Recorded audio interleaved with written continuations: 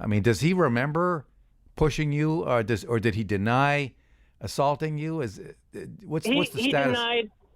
He denied it. And actually, to rewind, I first met him in 2011. He's actually like a year or two younger than me. We met when we were working with Reverend, which is kind of a loose term, I guess, Reverend Jesse Jackson. Back in 2011, we were both involved with things with Jesse Jackson. And so we actually traveled the state together with a group of protesters going to all these universities and so forth.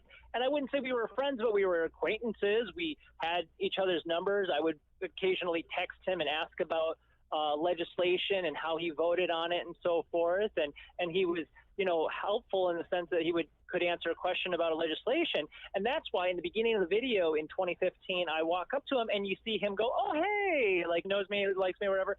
And then I ask him about how he voted for Governor Scott Walker's $250 million handout to the Milwaukee Bucks. And he gets really upset, starts shaking his head, going, you want to ask me in a different setting? You want to ask me in a different setting? Should the Wisconsin taxpayers have to pay for the Bucks arena? You ask me in a different setting? In a different setting? Yep. What do you mean different setting? You want to act like this, that's cool, but, do what you want to do. You did vote for it. I voted for it. Yes, I did vote for it. Thank you very much. Which we were at the state capitol. We were outside the state capitol. I don't know what any better setting to ask a politician, why they voted for something. And he got real angry, and he shakes his head around and gets real angry. And in fact, conservative groups are now using that footage across the state and all this advertisements, all these political ads and so forth. He didn't want to talk about it. I walked away. I walked down the street, ended up walking on State Street. I talked to a homeless guy I knew at the time, gave the homeless guy some money, was talking to him for a little while. And then you see me walk away. I did not know, and I didn't have my camera on. Thank God the CCTV footage captured the whole incident. As I walked down State Street, Mandela Barnes was in a restaurant, saw me, got out, got in my face. He said, hey, if you ever embarrass me like that again, I will blank you up. I went, what? I turned my camcorder on, and then he goes, what?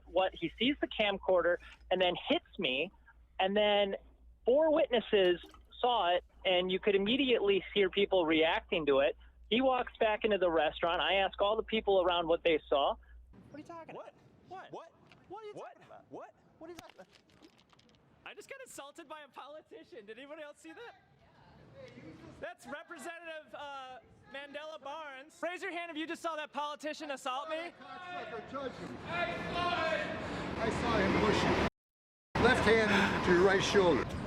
No, I seen him come out of the building, and he was angry. The anger on his face was just atrocious. And he grabbed you and he pushed you. I witnessed Mandela Barnes put his hands on you and push you. This is a guy who lied about graduating college. This is a guy who has been fined for violating campaign finance law. This is a guy who didn't pay his property taxes, and when asked about it by the Fox News of Milwaukee, got really upset and walked away. This guy is the worst possible candidate they could run, and it looks like Johnson will get reelected because they picked a really bad candidate.